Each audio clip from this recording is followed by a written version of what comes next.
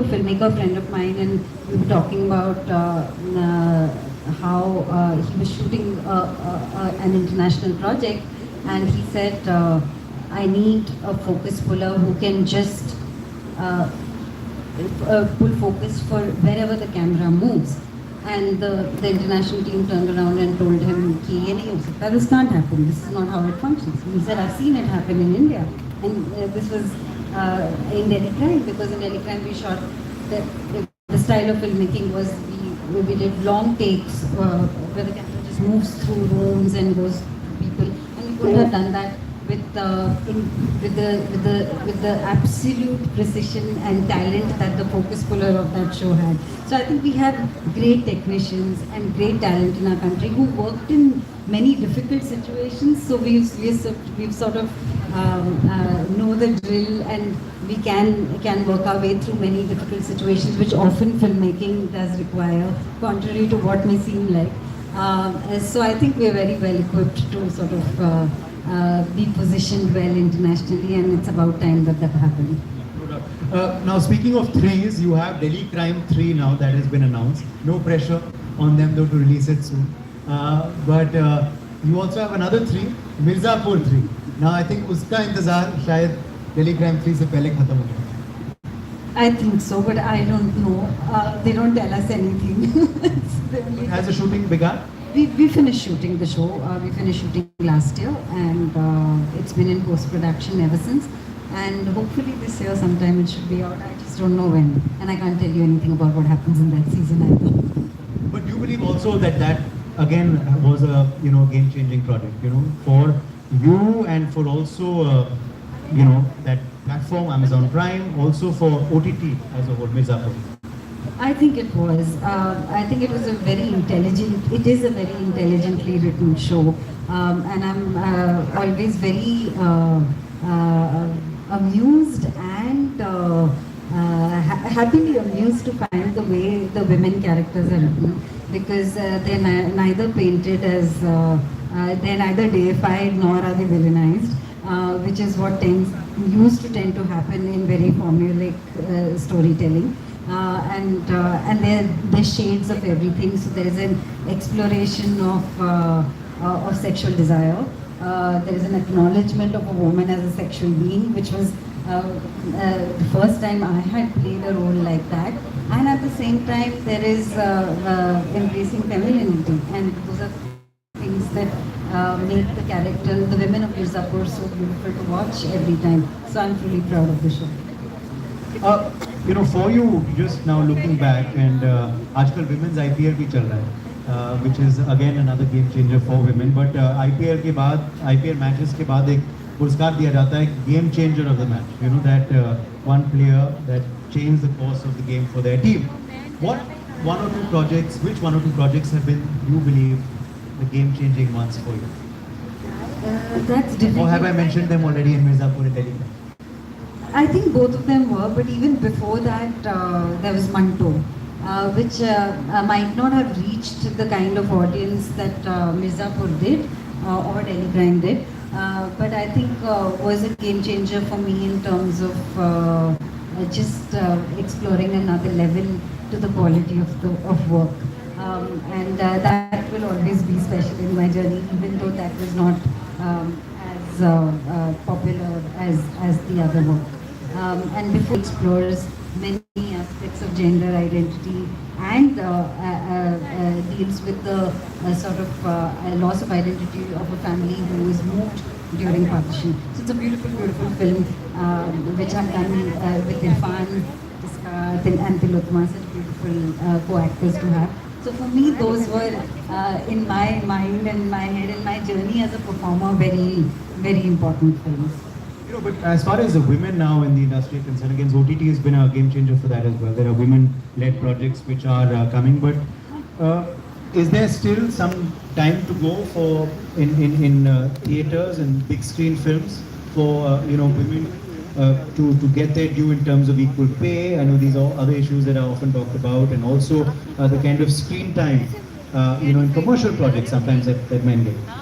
Do you believe things are changing? No, I think things have changed a lot, and it's important to sort of celebrate that. Of course, equality is not a destination. It's not like it will happen overnight, and there's always there are going to be cyclical patterns to that as well, and we will all have to navigate that and fight harder at certain times, and not have to fight so hard at other times. But the fact is that discrimination never really goes and definitely doesn't go overnight. So there'll always be battles to fight.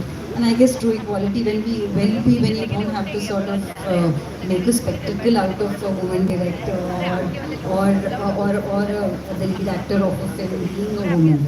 But I don't think we are there yet, where it's so normalized that it happens every time. No, it's still unfortunately a spectacle of delivery. But up until the time that it becomes more regular, I think it's important to sort of highlight those victories, not small, but those victories also, so that they encourage other people to sort of try and achieve the same. But I think, yeah, there are enough films that are being written and enough which have been successful and watched by audiences, which are headlined by women. In the OTT space, there are several examples, and I think generally this would not be a good time to comment on theatrical releases, because nobody knows what's working and what isn't in that space anymore. But women-led shows, I've done Out of Love, which was a very popular show. Delhi Crime is a women-led show. Jalsa is led by two beautiful actresses and women, which is a film that did very well. So I think we're on the right path, but there's always more to achieve. Now, as I said earlier, people come to you for advice and say that Rasika Dugal is our icon, our role model, but aapke kaun the? Who were yours in the industry?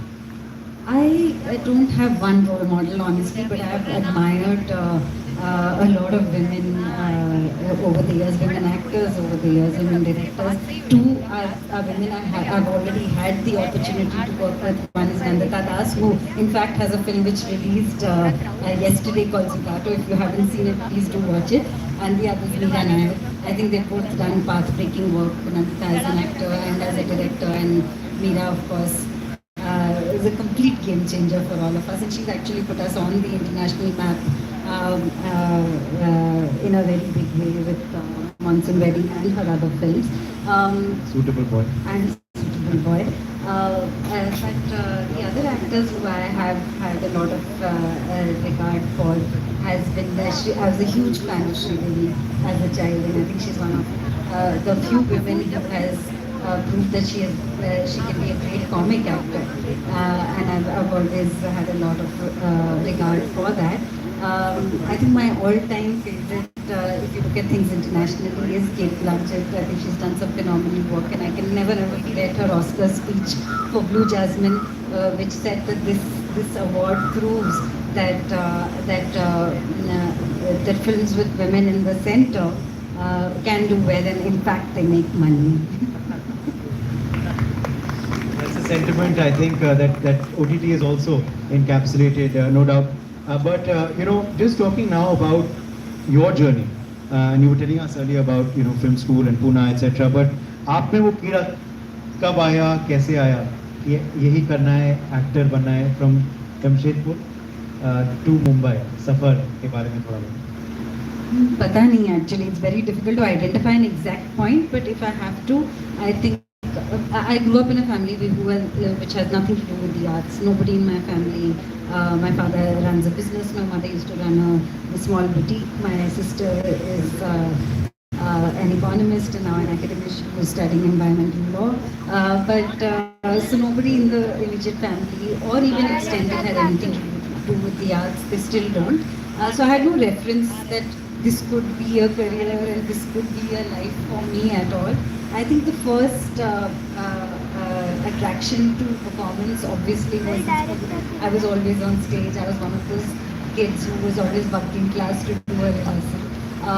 And then when I went to Lady Shriram College, where I did my graduation in Delhi, I think when I went there, the first 1 month was I was sort of hit by this wave of talent, and I didn't know what to do. There were just so many beautiful women around me who were so talented. If somebody was a dancer, they had learned from the best gurus. They had practiced it for many years. If somebody was a singer, they had seriously done that. And I was just this person who was floating around. And I was like, wow, so this is what people do when they mean that they are performers. They've spent a significant chunk of their life trying to understand this.